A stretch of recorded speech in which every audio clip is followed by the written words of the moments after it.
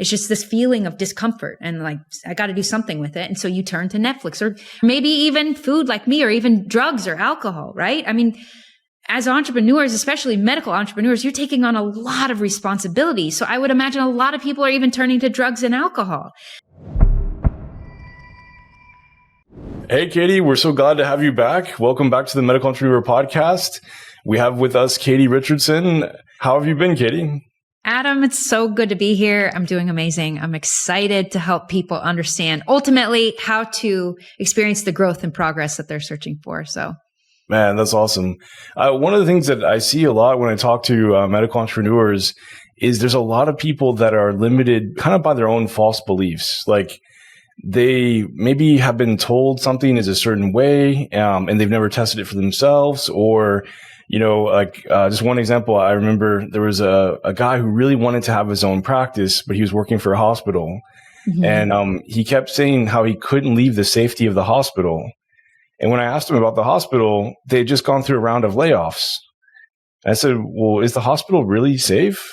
And he'd never even considered that, because it's just always been programmed into him that, having a job is safe. That kind of thing. You work with so many different entrepreneurs, you're a coach for them and guide them, to basically building, their empires. Do you find this is a kind of a major issue for a lot of entrepreneurs? So it's so funny when you're talking to somebody and you're really, the people that I work with have a very complex, not just business, but life, right? They also have a spouse and kids, and maybe they're active in their church and they're trying to take care of their own personal health. There's so many things going on, and each of those variables is dynamic. They're all moving. And, when we actually distill down what is the thing that's preventing you from being able to move forward, it's actually all in the head. And I'll give you an example. So I was talking with an individual for 45 minutes, by the way, kind of deconstructing what was going on in his life. And I had to pause after about 45 minutes. I was like, okay, I think I see the whole picture. Like, let me make sure I'm hearing you correctly. What I'm hearing you say is you're working 120 hours a week. Your business partner is working 0. Oh, and by the way, that business partner is your uncle. And so to separate from your partner would send your mom into a mental health break into the hospital. And you're actively losing your best employees, including a former employee who's trying to sue you for $1 million, right? All of those things are happening, and you come home at the end of the day and your wife wants to know why you're not being present with your 3 and 2-year-old. Am I hearing you correctly? And it's just like when you actually see and you see the landscape of the complexity of what happens when we're a business owner, of course you're overwhelmed. Of course you feel painted into a corner. And, this particular entrepreneur that I was telling you about, he was riddled with constraint, right? If I separate from my business partner, that sends out this domino effect that puts my mom in the hospital, right? If I, really take up the reins with the team, I'm going to keep losing my best employees. I'm driving them away right now because I'm pushing them really hard. And so everything was so tightly wound that it was nearly impossible to make any moves. And so what he ended up doing, which is what so many hardworking, disciplined entrepreneurs do, is he just continued to add things to his plate and put things on his shoulders, which had him, like I said, working 120 hours a week. And it feels like there's no way out of this. And the reality is, Adam, there is a way out, but it starts here. And it starts with your thoughts. More specifically, it starts with your beliefs, right? Because he was believing that if he separated with his business partner, aka his uncle, that would send his mom into a mental health break. And so we had to work with those beliefs, and then we had to make changes in his reality in order to actually make those changes. Wow. So it's funny how many things are perception. And, you might have heard the story. They have this kind of like a mythic story. They say it's like the story of the Chinese farmer, where there's a farmer, and he has all these horses, and the horses break away, and they like one of his major horses like breaks away and runs away and disappears. And all the neighbors are like, "Oh, you're so unfortunate. You lost your horse." Then like the next day, the horse comes back, but when it comes back with a pack of other wild horses, and they all go into the stable. So now he has 5 horses instead of 1. And then the neighbors are like, "Oh, you're so lucky that happened." And then his son like breaks his leg, trying to like get the horse, shoot or whatever. And they're like, "Oh, you're so unfortunate. Your son broke your leg." Then the military comes and drafts all able-bodied young men for the military. And because he has broken leg, he was left out. And now he's fortunate again. So you have this kind of up and down. But it's amazing how much of our life is based on these perspectives. And many times we don't really know that that's true. And I love that example you gave, because just like that guy, he's assuming his mom would go into this mental breakdown or whatever. But the reality is, I wonder if he even ever talked to her about it. Right. And see, that was part of the issue. He was too afraid to talk to her about it because he believed she was so delicate and fragile. And so the thing that I want everybody listening to see is we can get in this trap, in a delusion inside of our own head. And we have these thoughts that are actually beliefs that we're holding to be true. And because we hold those to be true, it like becomes these if then chain reaction in our head. And, this same client just recently, he's been working with me for 2 years now. And I could tell he was in a place of fear. And this is what I want people to see. These beliefs can fit into one of two camps. Okay. Our beliefs. They either have us running from something that we're afraid of, or we have a belief that is like a beacon pulling us through the darkness, pulling us through the unknown, and has us excited, propelled forward towards something that we're actually wanting, right? So we're either running from something or we're being pulled towards something that we want. And so often we can be, without realizing it, we're in this state that I call frantic energy because we're running from something that we're afraid of. And you can never build a significant, productive, well-oiled machine when what you're trying to do is just get away from something that you're afraid of, right? We have to have a vision of where it is that we're going.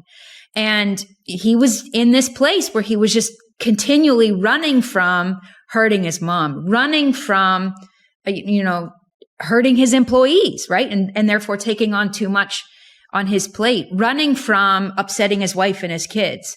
And we had to start building a vision of where he was going. I think that's so important, especially like I see that a lot where there's a lot of people who maybe they want to accomplish something in their life, but when you really sit down and you talk to them, they don't believe that they can really do it. Well, like they're trying to do it and they're assuming the belief will come. But I see this a lot. And I remember there was one story I'd heard, and it was about a golfer. And I forget which one it was. It was like a world famous golfer. And trying to remember exactly who. I forget. It was like one of the most famous golfers. And basically, there was a story of him. He gave a speech, and he was talking about how he had done so well in his golf career. And someone in the audience said, "Hey, I remember during this game, during this time, you made all these mistakes, and like you did really bad." And he basically said, like, "Hey, I don't remember that. You're mistaken." And so some people said, "Well, man, this guy's dishonest because he actually did happen to him." But on the other hand, the lesson that was told to me by someone who was actually a golf pro was that the reason is that guy never remembered any of his mistakes because he only wanted to put into his mind only the positive things. So even when he referenced himself, he only saw himself as a winner without making mistakes. Even though in real life he did make mistakes, he just didn't want to put that into his mind because so much of what we do is based on our own perception, Yeah. Yes. And so we have to take a moment to look at our thoughts. Very specifically, we have to look at what we're believing about yourself, about your profession, about your ability to deliver on the promises that you're making to people, about your relationships with your family, your spouse, your kids. You need to start looking at what am I believing right now? Because you're holding beliefs that may or may not be true. It almost doesn't even matter. It's just, what do you believe to be true? Okay. When you hold that to be true, how does it make you feel? So to go back to my client, I'll actually use somebody who's in the medical industry. One of my clients is an exceptional surgeon. And when he came to me, he was like, "Katie, I feel like I need to hide every day. Now, this is a guy who is on very exclusive medical boards. He is sought after to speak in his industry. He's sought after by clients who need help with reconstruction and work that almost no surgeon would take that case on. And yet he's really good at it. So why in the world does this guy, who's so exceptional at what he does, why does he feel like he needs to hide? Well, it turns out what happens to almost anybody who's in the medical industry knows this reality. It's not a matter of if, but when. At some point in your medical career, somebody is going to take advantage of the legal system and they're going to start making unrealistic accusations of you and come after you for your money, essentially, and put a case against you. And this was happening to him. And it was unbelievable what people were accusing him of. And his fear was, well, maybe that's true about me. And if that's true, then I shouldn't be promoting myself. I shouldn't have people on my operating table. And so when he was home, rather than, sitting at the dinner table and engaging with his wife and engaging with his daughter, he would be off in his room watching Netflix because it was too uncomfortable to face that belief. Whether or not it was true, it was too uncomfortable to face that. And so he found himself doing other things with his time, including his work, right? He became really addicted to his work and being in the operating room. And then the moment he wasn't in his operating room, he was just frantic and anxious and he just wanted to hide. He just wanted to hide. And, when he and I started working together, we had to start peeling away of what are you believing about yourself right now? And is that true? And whether or not it's true, how do you feel when you believe that? And he would say things like, I want to hide. I want to refer people to another doctor. I don't want to publicly announce that I'm on medical boards because I don't want to make myself a target. I don't even want to talk about my services to potential clients because what if they find out there's a case against me, right? And all of these things were ultimately what I was talking about previously. They were rooted in a belief that had him running from something. Whoa. And so we had to work together to get really clear on what it is you're doing for people and why that matters to you. Because when we start to do that, then we have a beacon that you and your team are now focused on providing those services, and you're wrapped around a mission that is a common mission that keeps you and the team aligned. Because ultimately that's what was happening is there was not only was there dissonance within himself, is it was bleeding out into the team. And there was all this gossiping and backbiting and this undercurrent of dysfunction with his team. He's got a team of 20 plus individuals. And there was all this gossip and whispering and people were mad at the operator, mad at him, mad at clients and customers, but it was all under the surface.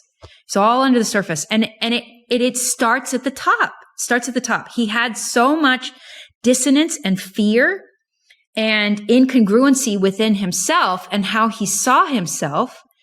And we had to make that correct. We had to align him as an individual, what he believed in his head, what he was feeling in his heart. We had to create alignment between those two things first before we could create alignment with the team.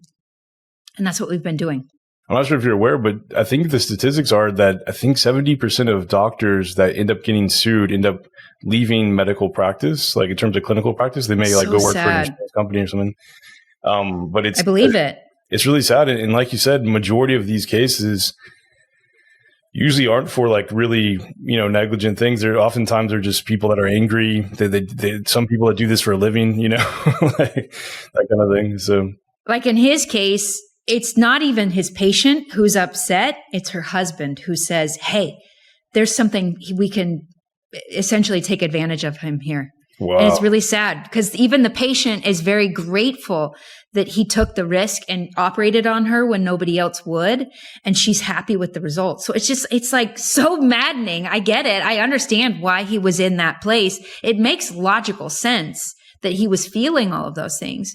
But you can either continue to stay in that place of fear and running and hiding like he was, or you can really put yourself in the driver's seat of your life. Because ultimately he was reacting to life. He wasn't in the driver's seat.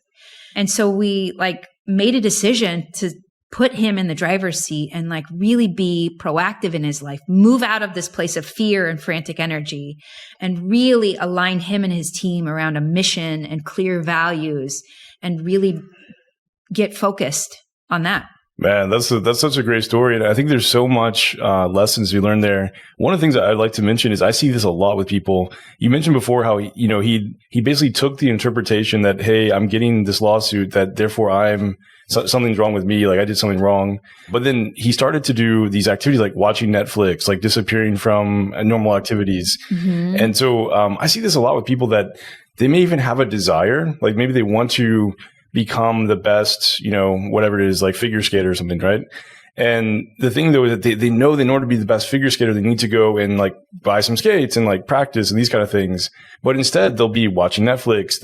Something will come up, something else will, mm-hmm. And like these, many times they'll fill up their schedule with all this other stuff than what they should be focusing on if their desire is true. And so I don't like activities like that, I kind of describe them as like buffering activities, because like they don't want to take the motivation to like, do the next step. How might you help somebody with that? Because I think there's a lot of people that suffer from that. Yeah. I mean, ultimately, Netflix itself is benign, right? The question is, why are you watching Netflix? Are you doing it to numb yourself? Are you doing it to distract yourself from the thing that you don't want to face? And for me personally, the thing that I do when I have something I'm running from, I turn to food. It's just like, I love food. I love to cook. I love to bake. It's like a creative process. And so I can turn to food. And what I started to train myself, and the same is true with my client, like he was turning to Netflix. You have to start to train yourself, and this is going to be uncomfortable, to confront the thing that you're trying to run from. Okay? Because if you don't even know what it is that you're trying to run from, how in the world are you going to make any progress moving past it if it's undefined? If it's undefined, well, good luck trying to figure out how to take care of that situation. Like there's nothing to grasp onto when it's undefined. And so with my client, when he would turn to Netflix to numb himself, I taught him to start asking the question, what do I not want to feel right now? It's not comfortable. Because here's the thing, Adam, it's in the subconscious. It's like in your nervous system. It's in your body. It's not necessarily visible to your mind. And so we needed to start bringing it to this place of visibility, aka your consciousness, because that's where you can then do something about it. When it's just hiding and it's subconscious, you can't do anything about it.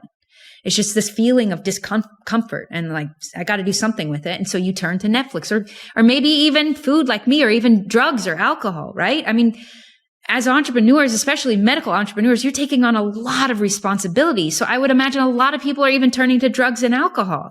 And so if you are looking at that saying, I have this pattern where things get uncomfortable, and so I numb myself with these substances or distractions, social media, Twitter, Netflix, you have to start looking at it so you know what you're actually dealing with. What are you running from? Can we look at that and confront that? And so the question that I ask myself is, what am I believing right now? Okay? Because there's a belief that you have that is causing you to feel this anxiety. And you need to ask that from a neutral place. And I cannot underemphasize this. Oftentimes, we can ask that kind of a question from a place of judgment. Yeah. Okay? And that immediately pulls us into guilt and shame and more hiding, right? So we need to come out of hiding with ourselves. And we need to say, what am I believing right now? And if you can ask yourself that from a neutral place, and it's not like, is it true? Is it not true? Am I that awful person? Am I not? We're not even trying to analyze that yet. It's just, what are you believing right now? You don't even have to decide if it's a made up story or not. Just, what am I believing right now? Get that out onto paper, okay? If you try and do this in your head, good luck. Like, there are so many cracks and crevices, dark hiding places in our head. You're never going to deal with it in your head, okay? I know you're smart. I know you're capable. I know you're brilliant. And get out of your head, literally. And so write it down on paper. And I had this time where I was doing, I follow my own advice, by the way. At least I really try to. And there was this person I was working with, and I was breaking all of my rules when it comes to working with a high performance individual. I was breaking all of my own rules. And I had all these excuses, and I started to realize I was in fear that I needed this client because they were going to get me a lot of attention and publicity. And if I lost this client, I would lose my chance to get all of that attention. So I did exactly what I'm telling people to do. The moment I started to realize that I was in this place of fear, I got out of my head and I wrote down the thing that I was afraid of. And I was like, is there anything else? And I was like, yeah, there's also this. Okay, anything else? Yeah, there's also this. I wrote down like 12 things. And it was like this chain reaction. It's funny. I don't know if you noticed me flipping through my journal. Like I take notes with all of my clients. I swear I just had it. I had this client who came to me and he's like, okay, Katie, I'm in fear right now. I'm running from something. And I was like, okay, well, what is it? Oh, here it is. Okay. So good. I think everyone is going to relate to this. I said, what are you afraid of? And it's funny because like at first it was really undefined. It was just general fear. But the moment he said one thing, then the whole list came out. And it was, I'm afraid we're going to have a big loss for the year in my company. And I was like, okay, what happens then? Well, then I'm going to have to pass that on to my investors. So then my investors will have a loss. And then my investors are going to leave me. When my investors leave, then I can't make payroll. Then the company has losses. Then I have to make cuts. Then the company doesn't survive. Then I have to unwind the company. The company is defunct. I'm a failure. I'm a fraud. I'm not a man of integrity. Can you see that chain reaction, right?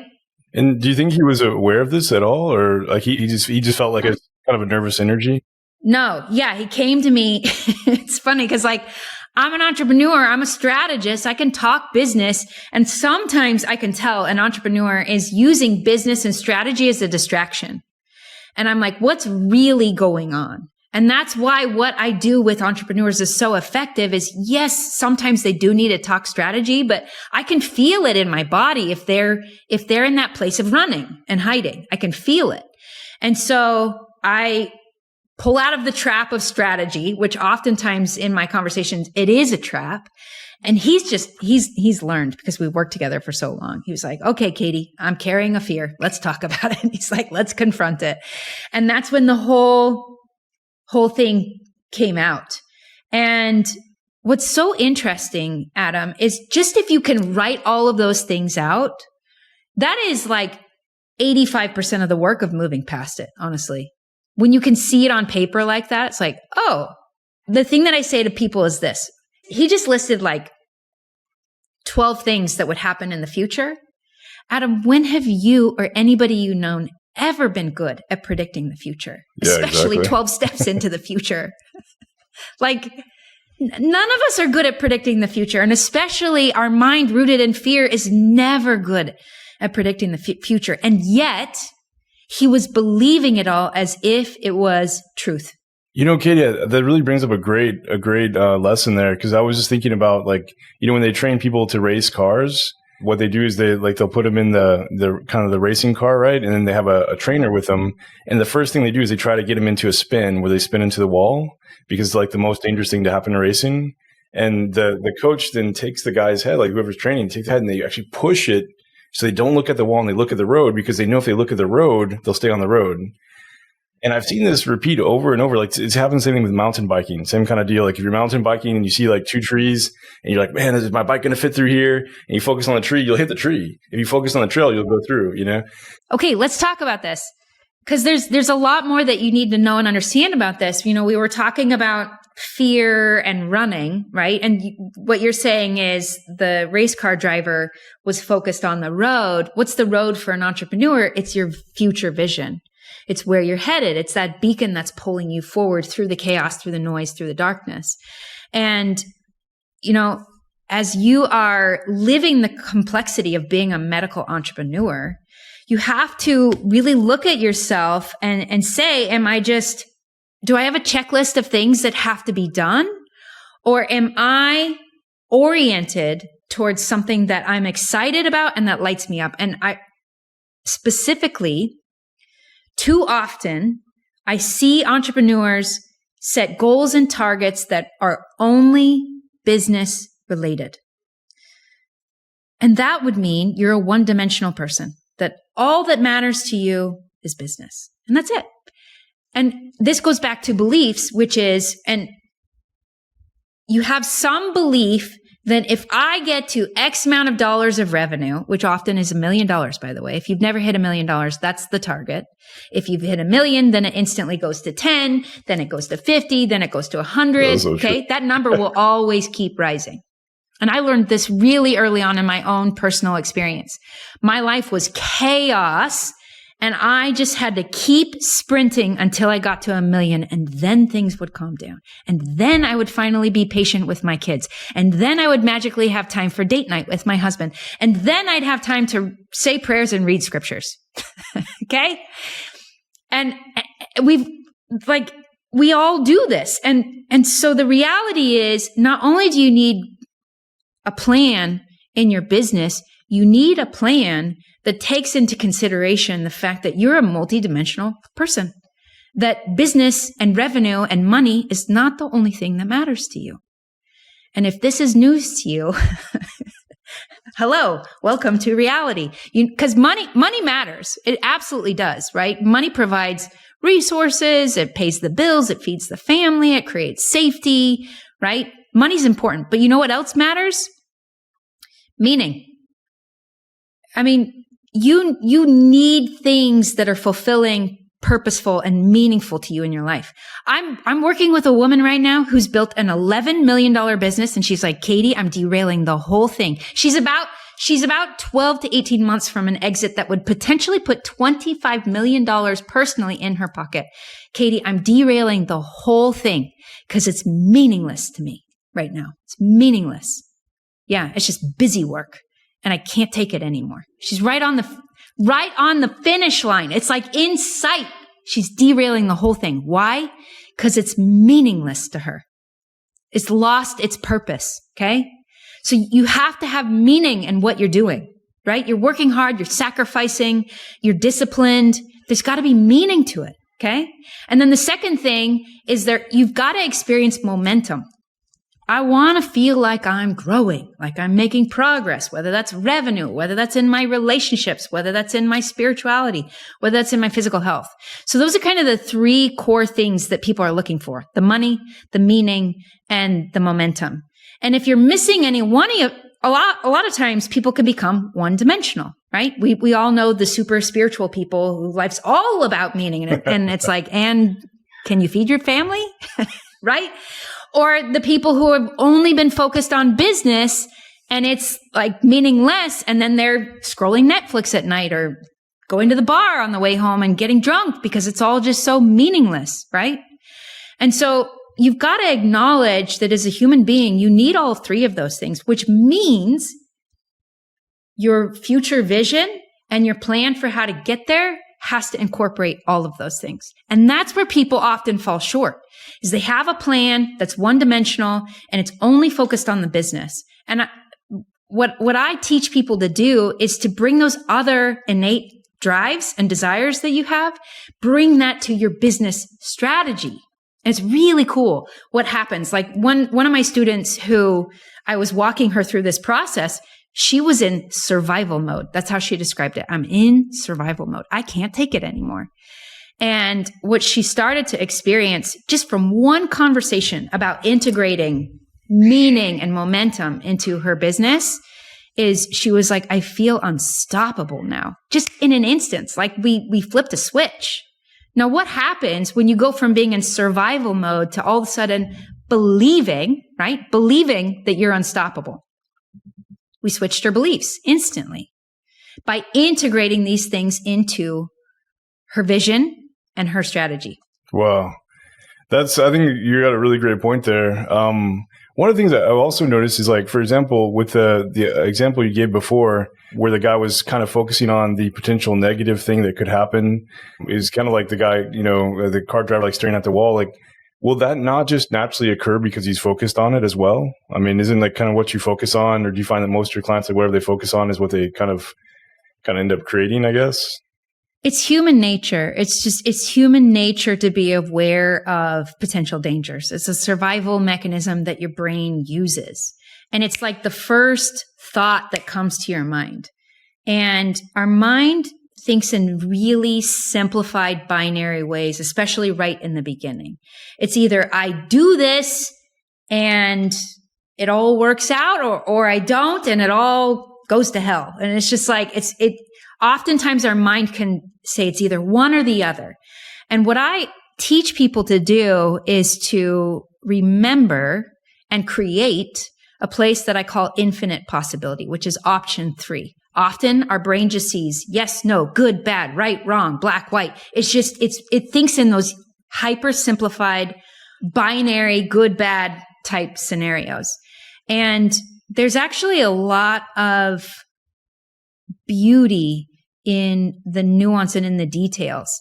And if you can understand how to create a new path forward that your mind didn't maybe see right immediately at the beginning, but you know how to create that, then all of a sudden you're in this exciting new place where what didn't seem possible previously all of a sudden is your life and your reality. And I'll actually go back to that client that I talked about who was working 120 hours a week and just really painted into a corner and super constrained. He and I started working together in October. And by December, he was on vacation with his family in Park City, playing in the snow with his kids, didn't even bring his laptop. And for 2.5 weeks, wasn't even hopping on meetings or client calls. And not only did the company not fall apart, and, we set things up to be able to do that ultimately, but he had his best month of sales ever. And it was just like, just 3 months prior, it was like, it's all gonna crumble and fall apart. And I worked with him to integrate this future vision and bringing purpose and meaning to his strategy so that he could implement it in a way where it was exciting, it was fun, it was energizing. And I mean, we don't have to go into this, but like I have a whole process for helping people do this. My system is called a compass sketch, and compass meaning it really pays attention to that inner drive that you have. We all have something that we want really deeply and very profoundly. And and there's like huge fuel connected to that. If you can connect that to what you're doing in your business, you become so unstoppable. And what also happens is it elevates your brand. It separates you from your competition because that thing that we're talking about is really personal to you. And you're unique. There's no other Adam Sewell out there, right? And you're the only one who has this unique suite of gifts and talents and experiences. And so if we bring that to the business strategy, it separates you from your competition. And all of a sudden you just become unstoppable, like what my client was saying. So you have to connect with that inner compass. And then the other component that my compass sketch system has is going back to what I was saying previously. When have you ever been good at predicting the future? And too often we sit in, our office with the 10-foot whiteboard, planning out the next 12 steps. And like, we're going to do this and this and this and this. And then you start moving through and something unexpected pops up and it derails the whole thing because surprise, you weren't good at predicting the future. And so what if the plan was founded on principles? And so that and we planned for the unexpected. Oh, there it is. Okay. Now, given this mission, given these values, how are we going to navigate this thing? So rather than being derailed and throwing the plan out saying it didn't work and we've got to start over, what if your plan actually helped you course correct when the unexpected showed up? What if it was planning for the unexpected? That's what people need, especially if you want to move from this place of running from what you're afraid of to really being pulled forward by a future vision. That's what you need. You need a plan founded on principles. That's a really great point because I know there's a lot of people, even some people listening now, that might just feel like, hey, they have that frantic energy. They're not sure what to do. They might be, trying to buffer by using Netflix, drinking too much, whatever. And then to take the first step for them is the first step to like sit down and then say, hey, let's go ahead and plan out like how I'm going to deal with the situation, or what would you advise? Okay, I'm going to ask 2 questions and they might sound really simple, but it might take you a while to answer these questions. And when I say you, I'm not just talking to you, Adam. I'm talking to you and the audience who's listening to us right now. The 2 questions that you want to ask yourself is, what do I want? What do I really, really want? Sometimes we can sign ourselves up to do something that we think we should do or that we're supposed to do. And I lived a good portion of my life out of obligation doing those things. And when I first asked this question, what do you want? It terrified me. It scared me to death. I was like, I don't know. I want to do what God wants me to do. So that's what my answer was. It was just too scary. I'm like, you want me to take on responsibility for what I want? That's terrifying. What if I mess up? What if I want the wrong thing? So start asking that question, what do you want? And if like me, it's like too scary and it's too terrifying and you are struggling to answer that, then you can start with what do you not want? Get those things out first then. Because once you get those out, it starts to direct you towards what you actually do want. And maybe you could ask questions like, if you did know what you want, what might that look like? That's a good way to flank yourself. Sometimes if you're really direct, I use this all the time. You want to flank yourself. Sometimes if we're really direct, that part of us that is afraid and feels like it needs to hide, it hides even more if you try to approach it really directly. So, if I did know what I wanted, what might that look like? That's a good way to start to approach it in a more gentle way. And so that's the first question. What do you want? And then the second question is, why does that matter to you? And the answer to that, this might sound crazy, the answer to that can be found in the pain of your past. And that might surprise people.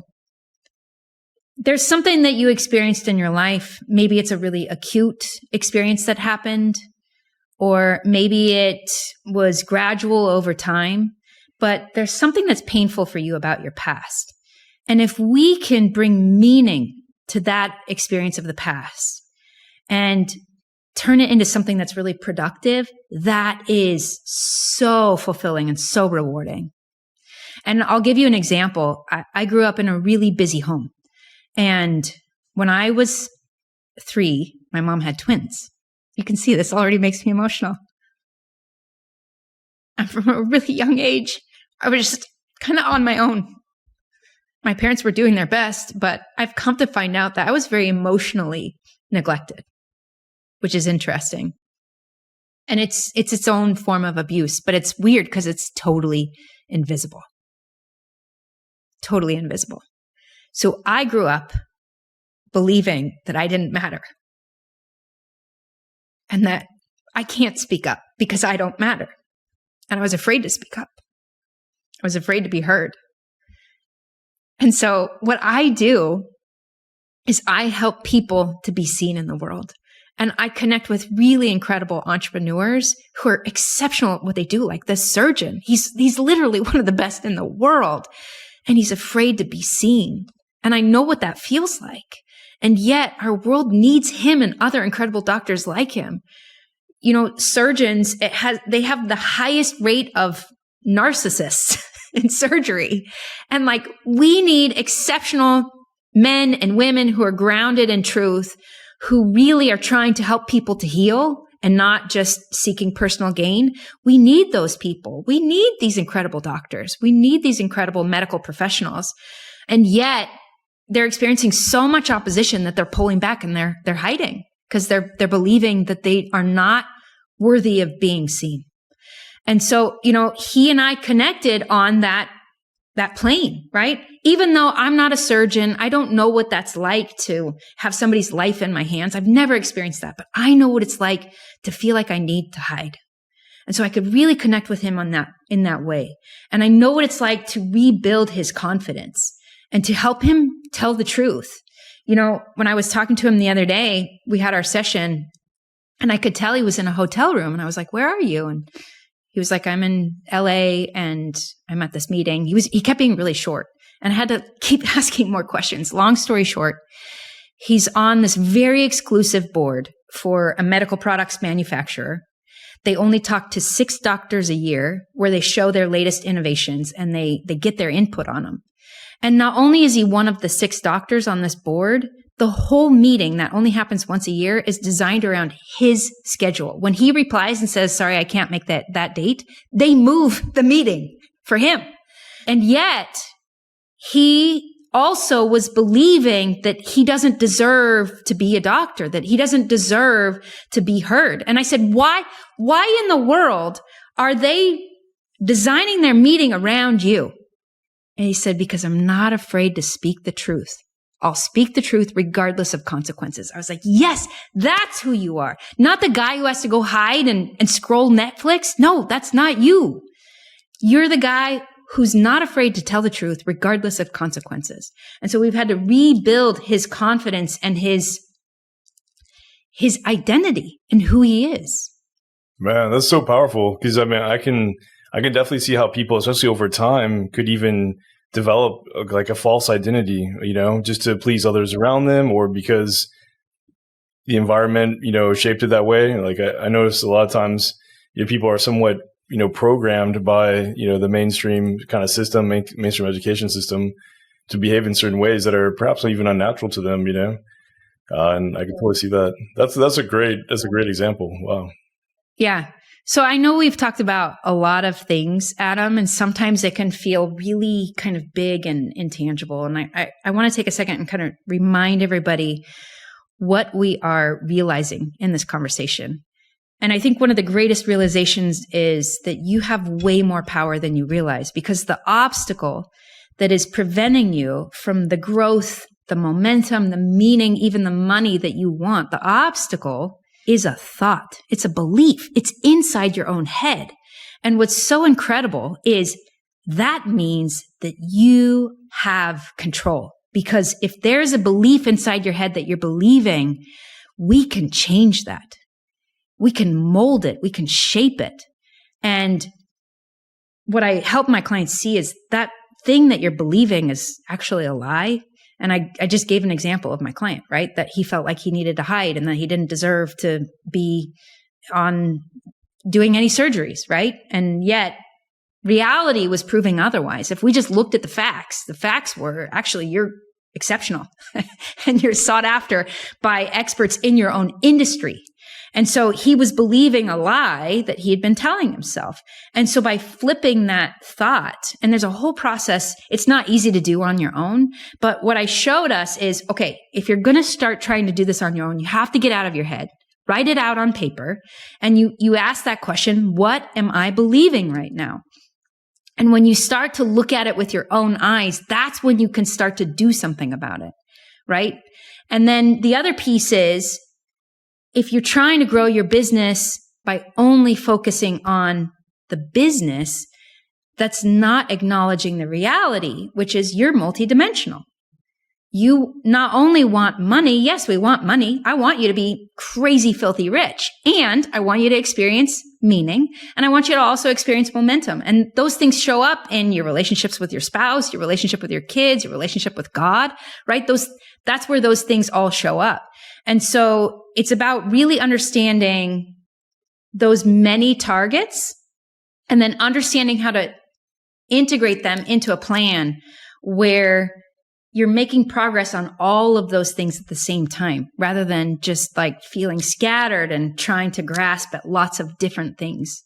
Man, that's so true. I know in my own personal experience, like a lot of times, like when there's something that holds you back and you can come to the realization that that's actually what's holding you back, then it's just like everything just kind of falls away because it becomes it's such a more solvable problem, And I think the whole thing about, the fact that many of the things that people don't want to face are in their own head, which initially sounds kind of scary, but then you realize that because it's in your own head, like you're exactly right, like you have the power to actually fix it. Yeah, oftentimes, I should warn people of this. When you start to look at your own thoughts, you can start to really beat yourself up too, right? Oh man, I did that again. That was so stupid. I shouldn't do that. And then we feel pain again. And then we go to the drugs or alcohol or Netflix. And so it's about really understanding how to confront it, but from that neutral place, like I was talking about previously, without the judgment, without the shame.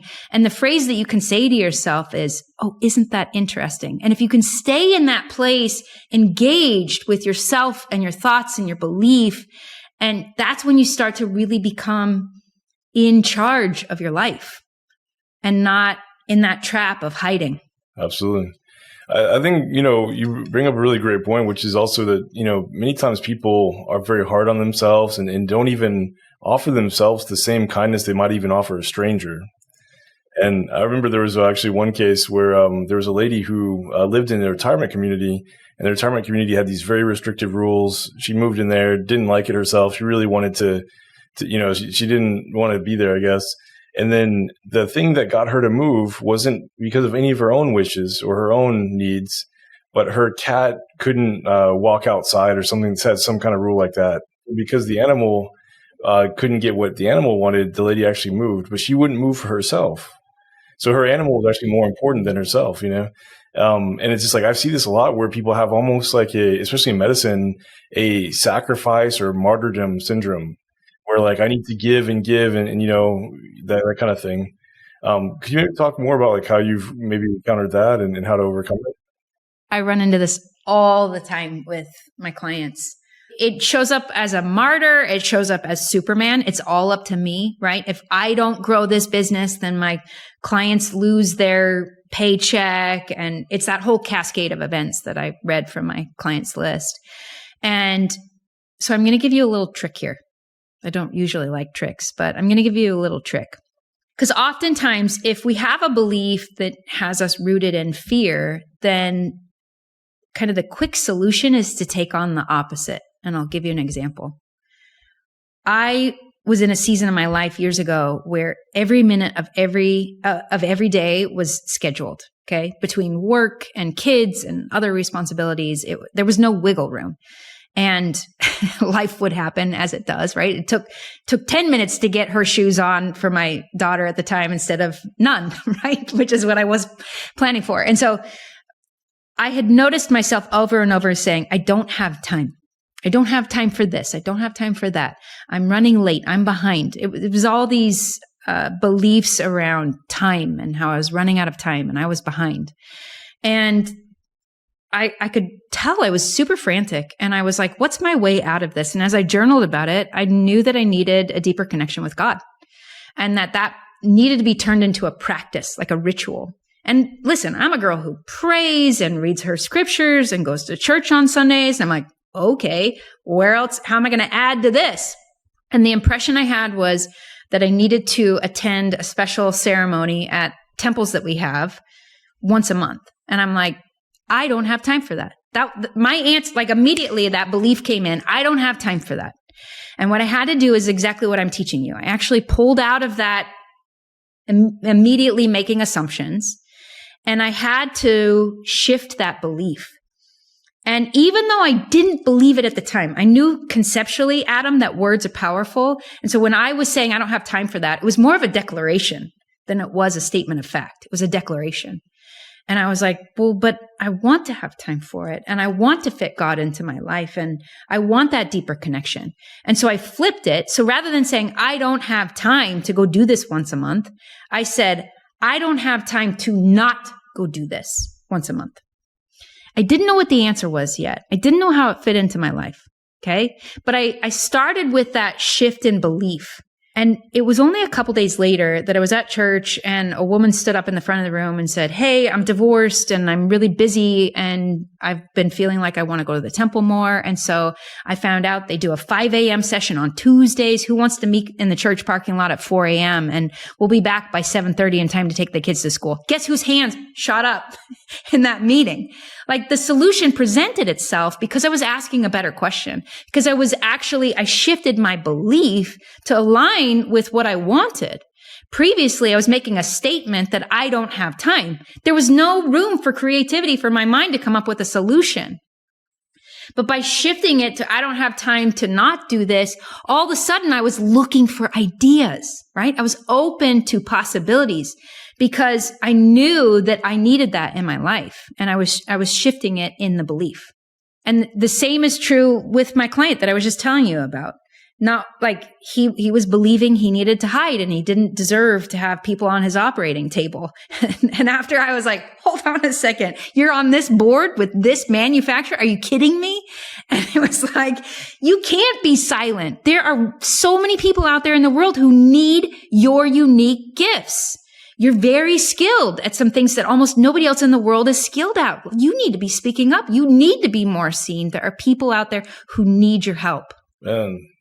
And it seems also. So flipping it to the opposite. Yeah, exactly. And I was about to say, like, I think this is very, very common in medicine where there's a lot of people who, they, by anybody else's measure, they've achieved very high levels of success. But to themselves, they feel, empty, they're meaningless, as you mentioned before, that one of three M's. But also just like, if they were to judge someone else, they judge that person so much easier than they judge themselves. But almost like they're so hard on themselves, Right, right.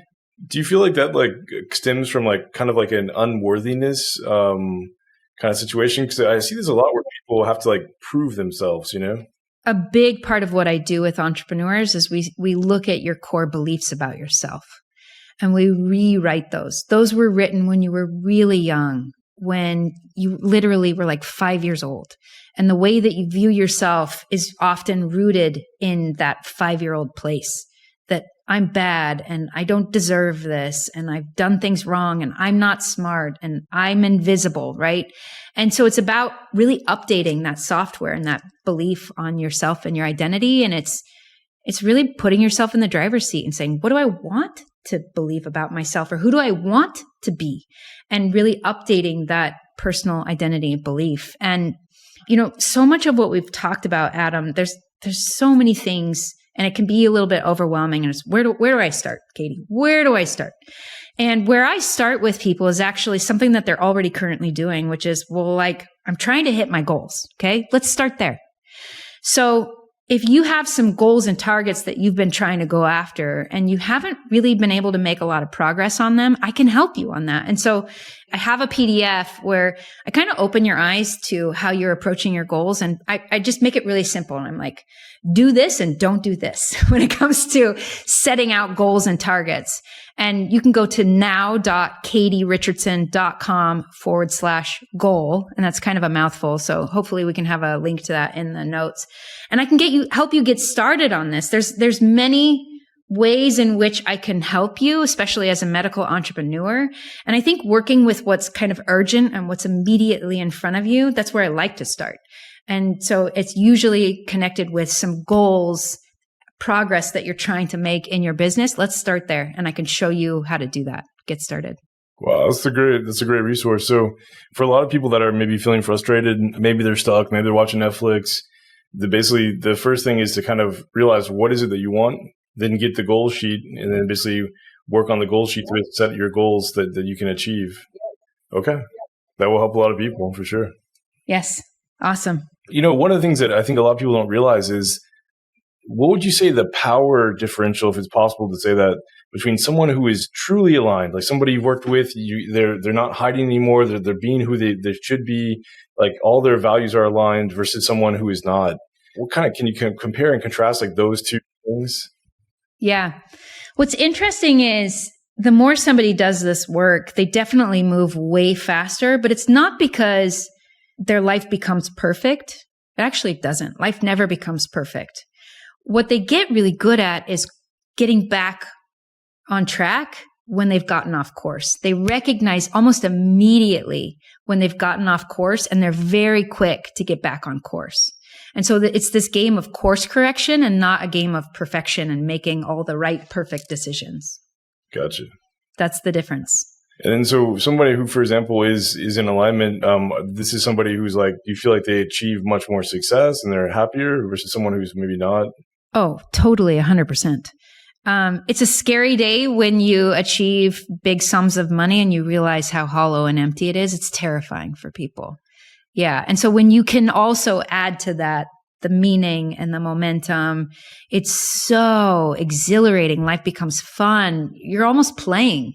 And it's just exciting. It's an adventure.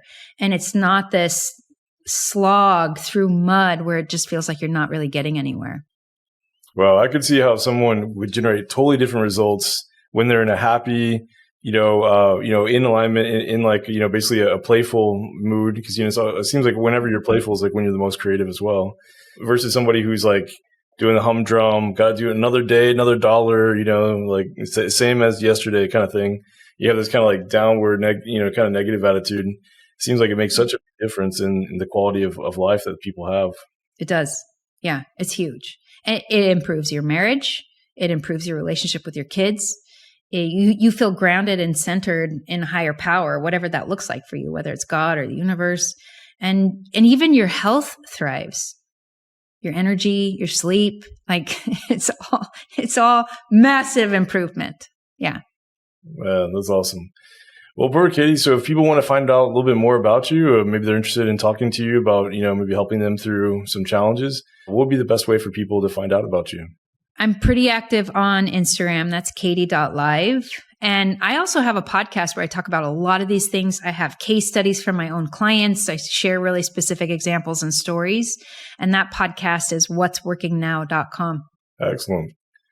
Well, thank you so much, Kate, for coming on the show. It's, as always, been enlightening, and it's great to hear about to help so many people and hear about these people you've been able to transform their lives. It's amazing.